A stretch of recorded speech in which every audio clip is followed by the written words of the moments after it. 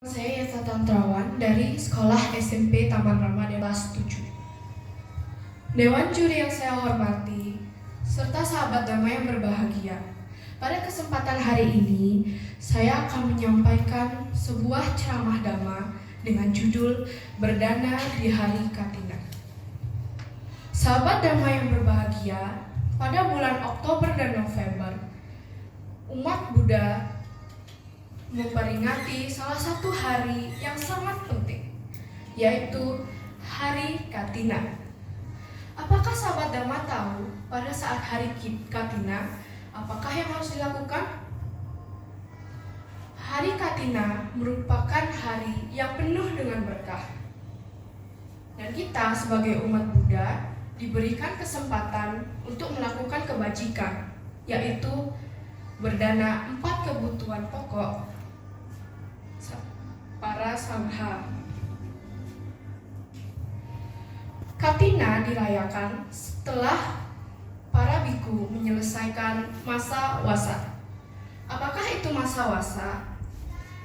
Wasa adalah sebuah praktek yang dilakukan para biku untuk berdiam diri di suatu tempat saat musim penghujan agar terhindar dari bahaya yang timbul karena alam.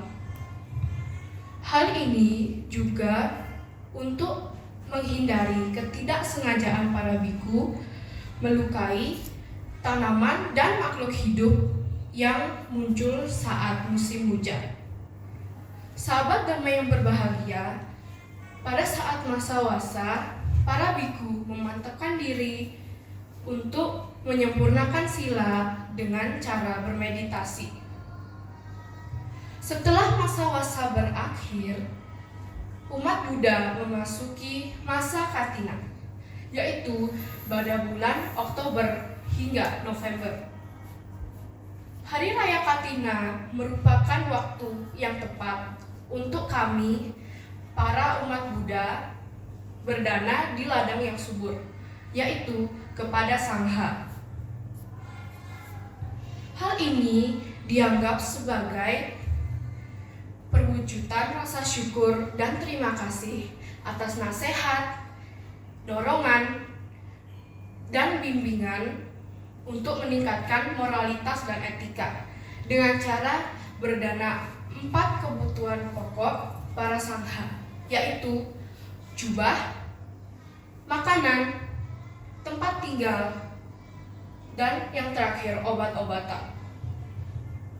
Sahabat damai yang berbahagia, meskipun ada 4 kebutuhan pokok para biku, tetapi kita tidak harus memenuhi keempat jenis dana tersebut.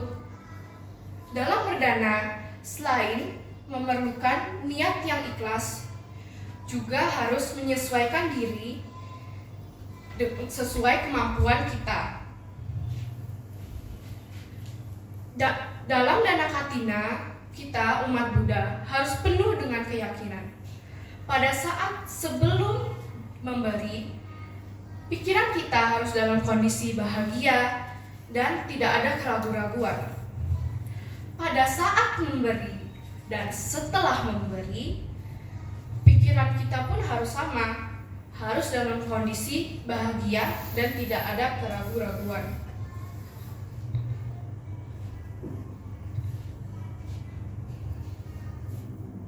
Pemberian dana sesuai dengan hal seperti itu, maka akan memperoleh manfaat yang sangat besar, seperti paras cantik, suara merdu, kekuasaan, dan banyak pengikut. Hal ini terdapat dalam kitab Nidikanda Sutta, Samyutta Nikaya bab 1 ayat 8. Sahabat damai yang berbahagia, berdana merupakan salah satu praktek pelepasan.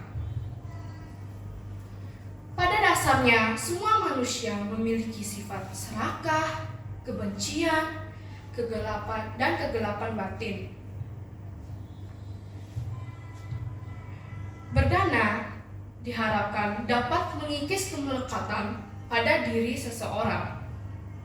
Nah, hal penting yang harus kita perhatikan saat mau berdana adalah barang atau atau sesuatu hal yang akan kita berikan merupakan hasil dari perbuatan benar.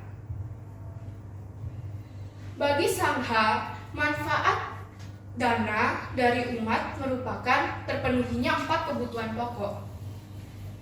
Dengan terpenuhinya 4 kebutuhan pokok itu, para biku dapat menjalankan kehidupan suci dengan lancar demi pembebasan sejati. Sedangkan bagi berumah tangga, berdana merupakan latihan yang berupa kerelaan untuk melepaskan atau memberi suatu barang ke orang lain, yang dalam hal ini adalah Sangha.